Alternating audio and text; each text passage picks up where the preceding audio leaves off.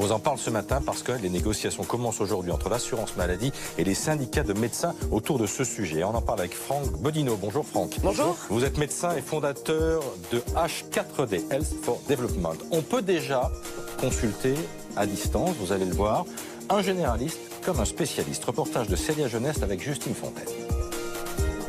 Emmanuelle est une adepte de la télémédecine. Depuis quelque temps, elle a le réflexe de poser ses questions à un médecin via Internet avant de prendre rendez-vous. Quand par exemple j'ai juste une petite interrogation sur une démangeaison de peau ou un grain de beauté et j'ai pas pris rendez-vous, ça me rassurait de poser directement la question à un médecin au fil de l'eau et d'avoir la réponse dans les quelques heures qui suivaient. Aujourd'hui, plusieurs sites Internet proposent des consultations en ligne avec un médecin généraliste ou spécialiste. Faute de pouvoir manipuler, le professionnel se focalise sur les questions.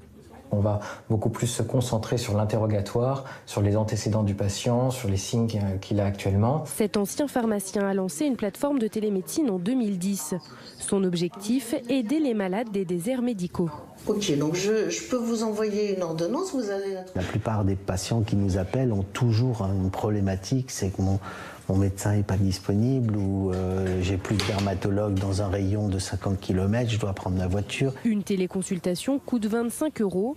Elle n'est pour l'instant pas remboursée par l'assurance maladie, mais prise en charge par la plupart des mutuelles. Alors ça va peut-être changer avec ces négociations donc, qui s'ouvrent, Franck, mais en même temps, la médecine à distance, dans la médecine à distance, il n'y a plus de palpation. Alors c'est peut-être un peu vieillot de dire les choses comme ça, mais le médecin de famille traditionnel, il vous touche, il vous regarde. Avec la télémédecine, il vous fait tirer la langue. Avec la télémédecine, il vous fait ouvrir la bouche, il vous fait tirer la langue. Nous avons mis en place, ça fait 10 ans qu'on travaille chez H4D sur la télémédecine. Oui. Et au-delà de la visioconférence et de différents instruments, nous avons mis en place avec des collèges de médecins différents protocoles où le médecin va guider son patient pour faire éventuellement une palpation. Alors on va regarder votre cabine distance. et vous allez nous commenter peut-être ces images. Votre cabine, on va la voir sur ces images. Donc, alors le patient entre dans cette cabine, c'est ça? Tout à fait. Alors déjà, il a pris rendez-vous en amont. Alors déjà, elle s'installe où ces cabines? Alors, elle s'installe dans des entreprises aujourd'hui, dans des résidences pour étudiants, dans des maisons de retraite. Et donc on prend rendez-vous là, finalement. Et dans des déserts médicaux.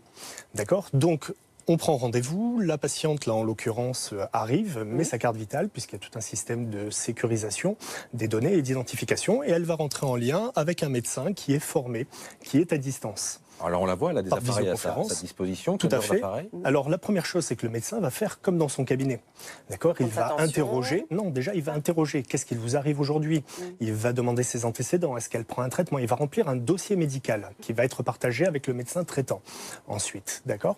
Et une fois qu'il a terminé son interrogatoire, s'il a besoin, il va disposer de toute une instrumentation. Alors on les voit les instruments. Il y a un appareil pour prendre la tension. Il y a un appareil pour prendre quoi, la température? La tension, la température, le taux d'oxygénation du sang. Il va écouter les poumons de sa patiente, il va écouter le cœur de sa patiente, il va regarder les tympans, il va regarder la gorge, et finalement, il va faire quasiment plus de 90% de ce qu'il fait dans son cabinet. C'est 25 € la consultation, vous disiez. Alors, aujourd'hui, quand il y a des actes de télémédecine qui sont remboursés par des assureurs ou des mutuelles, en effet, nous concernant, c'est 25 €, c'est le tarif normal de la sécurité sociale. Et ces cabines, si elles devaient être installées dans des déserts médicaux, ça coûterait infiniment moins cher à la société que d'avoir à installer des médecins traditionnels, j'allais dire? Non, alors on ne peut pas comparer les deux, évidemment. Les deux. Non, là le problème c'est qu'il n'y a pas de médecins dans les déserts médicaux. Il n'y a pas de médecins et il y en a de moins en moins. Il n'y a pas de vocation. Voilà. Il y en a de moins en moins. Là l'objectif avant tout c'est de rendre service aux patients et qu'ils puissent consulter un médecin. D'accord, ne me faites pas dire ce que je ne vais pas dire. On ne va pas comparer ça avec un médecin in situ. Par contre, on va rendre énormément de services, d'accord, et on ne va pas par contre poser une cabine, on va construire un projet de santé sur un territoire. On va travailler avec les médecins locaux, les institutionnels, etc. Mais l'objectif est que des patients qui n'y ont pas accès puissent avoir accès à un médecin grâce à la télémédecine. Voilà, et entre parenthèses, ça évite d'être contaminé par les autres patients dans la salle d'attente. En plus. Cela dit, quelqu'un passera pour désinfecter quand même les cabines. Toujours. Quelqu'un passe pour désinfecter. Là, le patient est constamment guidé par le médecin et il va recevoir une ordonnance à la fin de l'examen clinique. Et de quelle façon d'ailleurs Ça sort de l'ordinateur? Ça sort directement. Directement dans la cabine. Il y a une forme de déshumanisation, mais c'est l'avenir. Non, c'est pas de la déshumanisation, puisque 86% des patients oublient que le médecin est à distance en moins de 3 minutes. Ouais. D'accord. ceux qui peuvent y avoir accès sont extrêmement satisfaits. Les médecins, on a de plus en plus de demandes de la part de médecins qui veulent travailler en complément de leur activité comme médecin. Et je peux vous assurer que le lien humain y est complètement. Génial. Merci d'être venu nous voir ce matin sur le plateau de Première Édition. Merci à vous. Un tout petit peu plus de 7h15.